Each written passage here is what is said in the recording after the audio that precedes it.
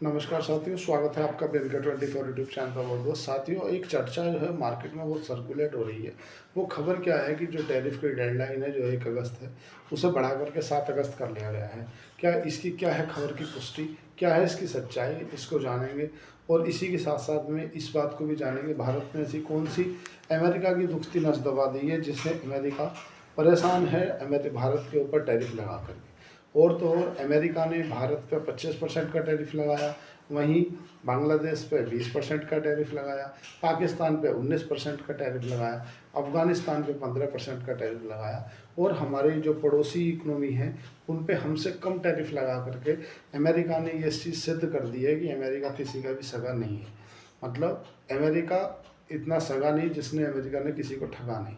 America का सीधी सी philosophy है कि जो अमेरिका के हितों में काम आता है वो अमेरिका का है। देखो, एक चीज़ तो ये क्लियर हो जाती है कि भारत ने जो ऑपरेशन सिंदूर में डोनाल्ड ट्रंप बोल रहे थे कि मेरी प्राथमिकता है, मैंने भारत को डील को लेकर के कि मैं आपको अच्छी डील दूंगा, और ऑपरेशन सिंदूर को रुकवाया, तो ये गलत है। अगर कहीं ऐसा होता तो आज हमारी डील और हमारे पड़ोसियों से बेहतर डील होती। आज 25% भारत पे है टैरिफ। आज देश की इकोनॉमिक व्यवस्था थोड़ी सी नाजुक है, और थोड़ा सा अमेरिका के एक्शन के बाद ऐसे भी सुनने में आ रहा है कि जो रूस से हम तेल ले रहे थे, हमारे कुछ जो कि IOCL, BPCL, HPCL हैं, उन्होंने अपने जो कैंटर हैं जो कि पानी के जहाज़ हैं वो रोक दिए हैं तेल के लिए। तो वो मुकेम्बो खुश वाली फीलिंग अभी डोनाल्ड ट्रंप को ज़रूर आ रही होगी कि मुकेम्बो खुश हुआ, पर बाकी खुश हुआ क्या नहीं वो आगे चर्चा करेंगे। अब देश को लोकल को लेकर वोकल होना पड़ेगा। मतलब आज प्रधानमंत्री नरेंद्र मोदी जी ने भी ये चीज़ कहा कि भाई अब देश में वो परिस्थिति आ गई है। अगर डोनाल्ड ट्रंप के कहे अनुसार बोल देते कि हाँ, मैं डोनाल्ड ट्रंप ने ही शांति समझौता कराया है, तो कहीं ना कहीं आज डोनाल्ड ट्रंप को शांति पुरस्कार मिल गया होता। लेकिन डोनाल्ड ट्रंप ने बोला मैंने शांति कराई है भारत और पाकिस्तान के बीच में। मोदी जी ने बोल दिया ऐसा कुछ नहीं। आपने देखा होगा फरवरी 2025 में जब अमेरिका गए हुए थे नरेंद्र मोदी जी, उस समय पे डोनाल्ड ट्रंप ने कहा था कि हम F-35 जो कि अमेरिका का 5th जनरेशन का फाइटर जेट है, जस्ट 1 मिनट साथियों, जो कि अमेरिका का 5th जनरेशन का फाइटर जेट है, तो उन्होंने बोला था हम इसे भारत को बेचना चाह रहे हैं, लेकिन साथ ही साथ इसका सोर्स कोड नहीं देंगे। एक तो कड़वा ऊपर से नींद पर चढ़ गया, ऐसा सिद्ध हो गया है डोनाल्ड ट्रंप के द्वारा। कैसे? जैसे कि इन्होंने बोला था कि हम F-35 भारत को बेचेंगे, और अभी आपने 1 महीना पहला देखा होगा कि इनका F-35 जो था वो भारत में आके केरला में ख़राब हो गया, और ख़राब ऐसा हो गया कि वो यहाँ रिपेयर भी नहीं हुआ। और तो और इसको अब इसके कल पुर्जे अलग अलग करके उसे भर के ले जाने की बात चल रही है कि उसे भर के ब्लैकबस्टर जो कि उनका सबसे बड़ा जहाज़ है उसमें भर के ले जाएंगे। मतलब एक बात बताओ, एक जो फाइटर जेट जिसकी ये मतलब कसीदे कसते हुए नहीं थकते, इनका सारा दिन मुंह नहीं दुखता, F-35 वैसा, F-35 वैसा, F-35 को हम बेच देंगे। और उसकी जो कीमत है 5th जनरेशन का विमान है वो लगभग ये मान के चलो 900 करोड़ रुपये के आसपास में है। तो डोनाल्ड ट्रंप का क्या मानना है कि जितनी भी भारत व्यापार करता है पूरे वर्ष में, इन्हें एक आध F-35 जैसे विमान टिका दिया जाए, और पूरे की पूरी जो कमाई है वो अमेरिका के अमेरिका में रह जाएगी, जबकि भारत के पास में इससे भी ज़्यादा ऑप्शन अवेलेबल हैं। दूसरा, इसी की जो टक्कर का विमान है वो है तुम्हारा सुखोई 57। सुखोई 57 जो कि रूस मैन्युफैक्चरिंग करता है, रूस ने इसका सोर्स कोड देने के लिए भी बोल दिया है कि आप एक काम करो, हम आपको इसका सोर्स कोड भी दे देंगे और आप इसको अपनी वर्किंग में कर दो। तो सोर्स कोड क्या होता है? सपोज करो, सोर्स कोड मतलब टेक्नोलॉजी। आप इसे बना भी सकते हो अपने यहाँ पे जाके, मतलब इसमें कुछ अपने हिसाब से मॉडिफाई भी कर सकते हो। सोर्स कोड मतलब ये। और अमेरिका का क्या कहना है कि हम आपको जो विमान तो देंगे F-35, बट इसका सोर्स कोड नहीं देंगे। मतलब इसको जब सर्विस होनी होगी ना इसकी, तो इसको हम वापस अमेरिका लाएंगे और हम इसकी सर्विस करके आपको दे देंगे, केवल आप इसे चला सकते हो। और रूस क्या बोल रहा है कि आप हमसे सुखोई 57 लो, उसका हम आपको सोर्स कोड भी देंगे, और सोर्स कोड के साथ साथ में क्या चीज़ देना है आपको, इसमें आप अपने हिसाब से मॉडिफाई कर लो। और अगर आप चाहते हो कि हम आपसे टेक्नोलॉजी शेयर करके आपकी बनाने में भी मदद करें, तो हम इसको भारत में मैन्युफैक्चरिंग करेंगे भी, मतलब बनाएंगे भी। आपको जानकर आश्चर्य होगा साथियों कि जो ब्रह्मोस मिसाइल है ना, वो ब्रह्मोस मिसाइल रूस के सहयोग से ही बन रही है। और ब्रह्मोस का आपने कारनामा देखा है जो उन्होंने पाकिस्तान में किया है। और डोनाल्ड ट्रंप बहुत परेशान है, चिंता में है। क्यों?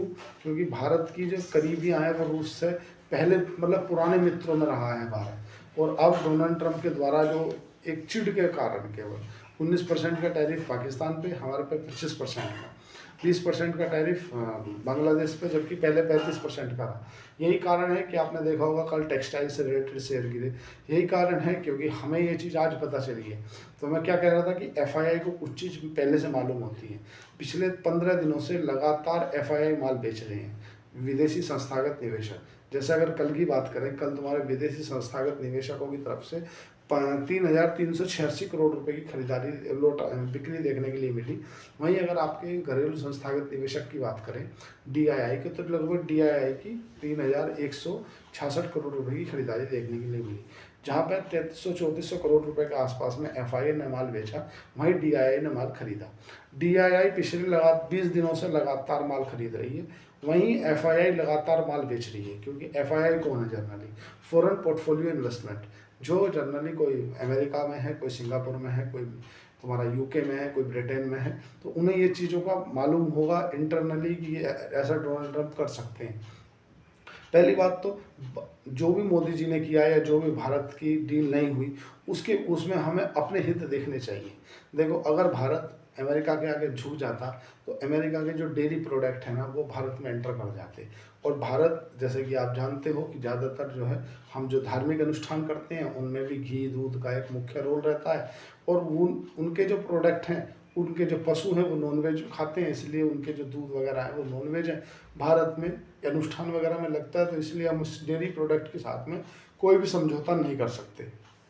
दूसरा, भारत ने जो अमेरिका के लिए कृषि प्रोडक्ट के लिए अपना बाजार नहीं खोला, वो कहीं ना कहीं आप समझो एक सुसाइड बम्पर जैसा हो जाएगा।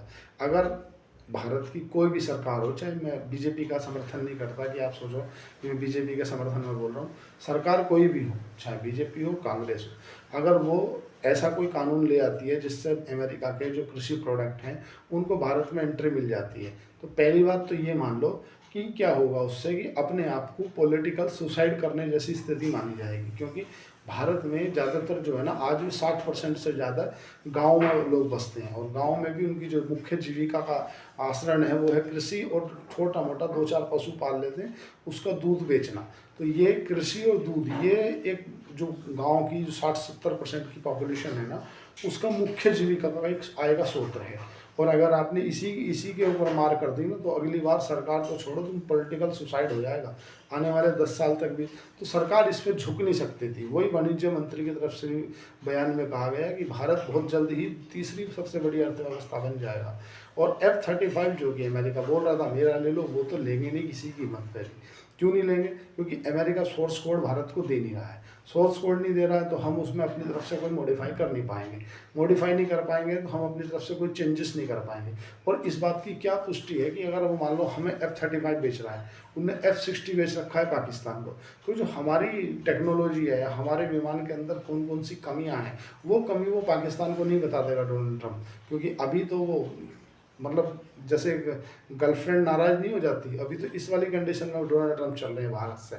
मतलब आप समझो आज वो खुल के समर्थन में आ गए हैं पाकिस्तान के। क्यों? क्योंकि जो पाकिस्तान के वहाँ के जो कौन थे बड़े अभी बना दिया था ना, उनके मीर थे, आसिफ कौन थे, उन्होंने उन्हें बोल दिया इन्हें नोबेल पुरस्कार मिलना चाहिए, शांति के दूत हैं। ये शांति के दूत हैं जिन्होंने ईरान के ऊपर में बंकर क्लस्टर बम से हमला कर दिया।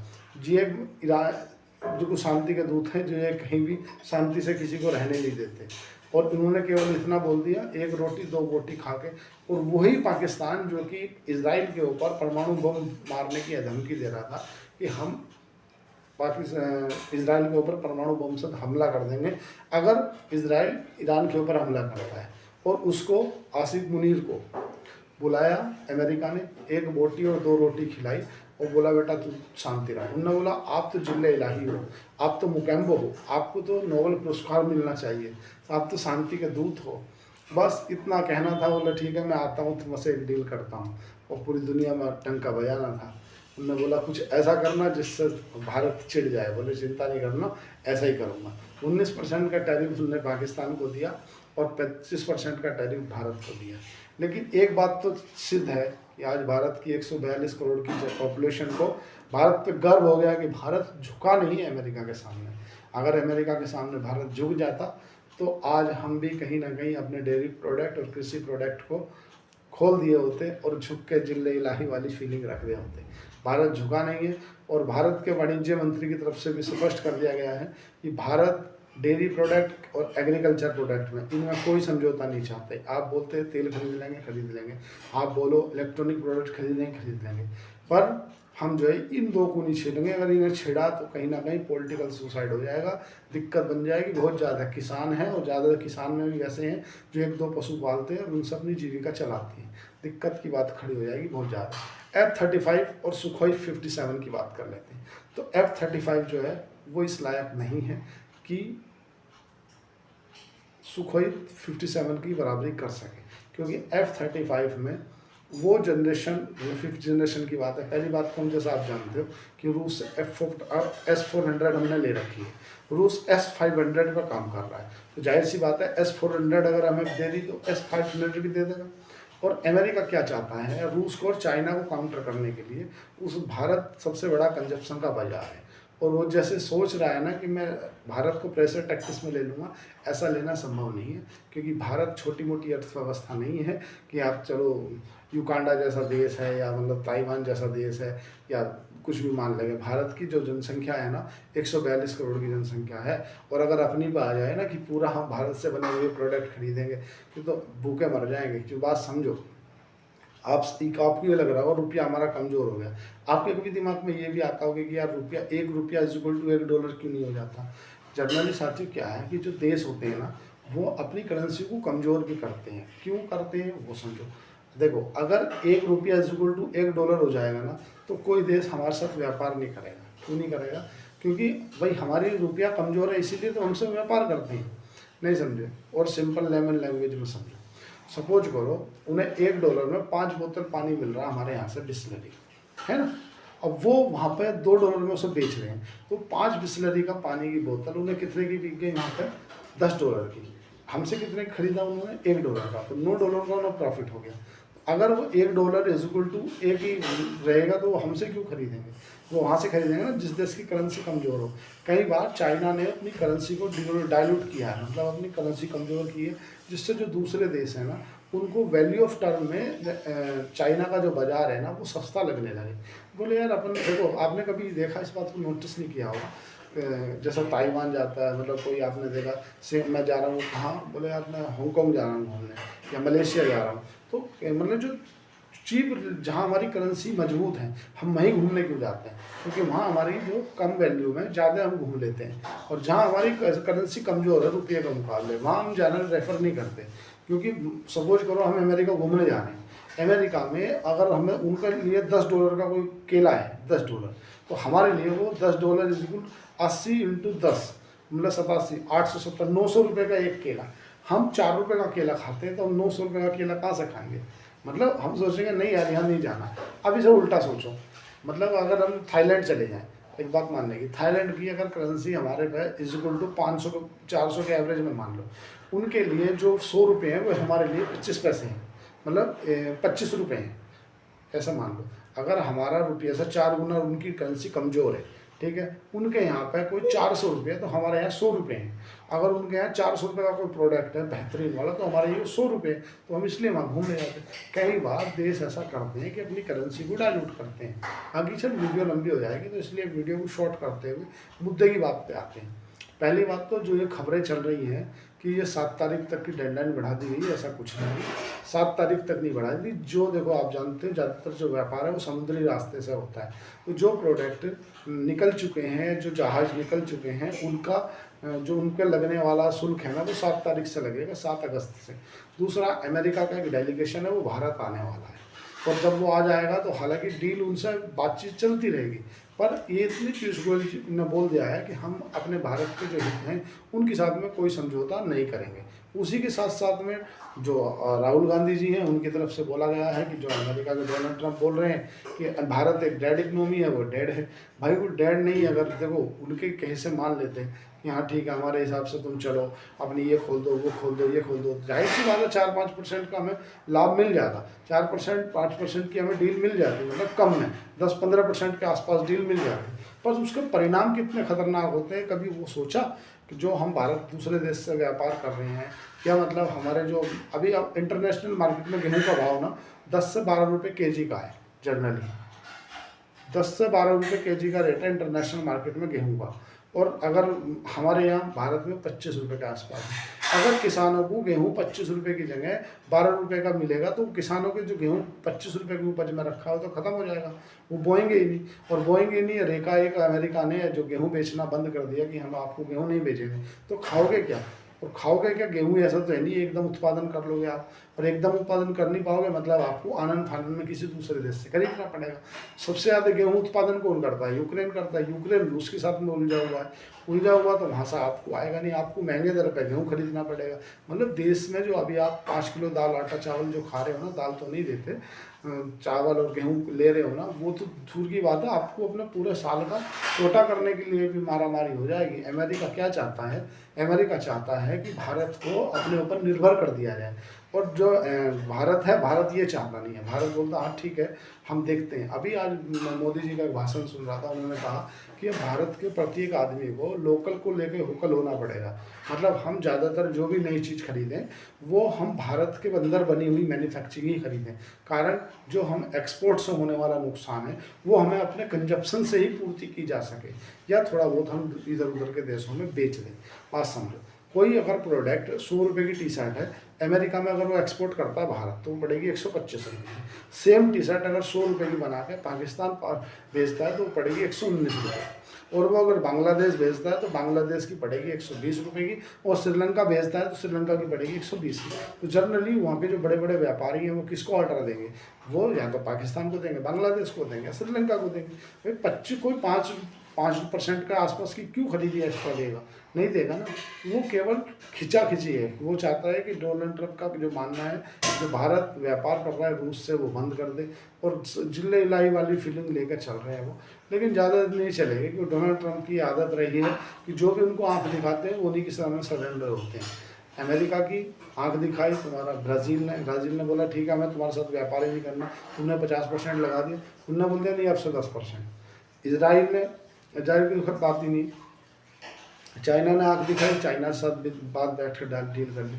अभी भारत में जो FII बेच रहे हैं ना, उसके पीछे का जो कारण है वो उन FII को पहले से ही पता था यार ऐसा कुछ हो सकता है। जो डोनाल्ड ट्रंप को अच्छे से जानते हैं, हम भी जानते हैं, आप भी जानते हैं कि एक चीज़ अमेरिका में जानी जाती है कि वो अपनी बात पर कभी अडिग नहीं रहते, जो बोलते हैं उससे हाल ही पलट जाते हैं। तो इतना ज़रूर है। लेकिन अब अमेरिका की दुखती नस दबा दी है भारत ने। वो क्या दवाई है? दवा ये दी है कि भारत ने बोल दिया कि हम आपका F-35 नहीं खरीदेंगे, क्योंकि पहले से ही वो खड़ा हुआ ख़राब हो गया था वहाँ केरल में। आपको उसके पुर्जे अलग ले जाने पड़े, आप उसका सोर्स कोड हमें दे नहीं रहे हो। जहाँ हमारा सुखोई 57 रूस बोल रहा है कि आप हम उससे सोर्स कोड भी ले लो और आपको जो लेना है सो कर लो। लेकिन अब देखने वाली बात ये रहेगी आगे आगे क्या होता है। बाजार में गिरावट रहेगी नो डाउट, लेकिन शांति रख के सब कुछ हो जाएगा, चिंता नहीं करें। जो भी है घबराना नहीं है, बिल्कुल भी पैनिक नहीं करना, सब कुछ ठीक होगा। अपने वित्तीय सलाहकार से पूछ के ही करें जो भी काम करना है। आज के लिए इतना ही। चैनल को लाइक करें, सब्सक्राइब करें, कमेंट करें। धन्यवाद, थैंक यू।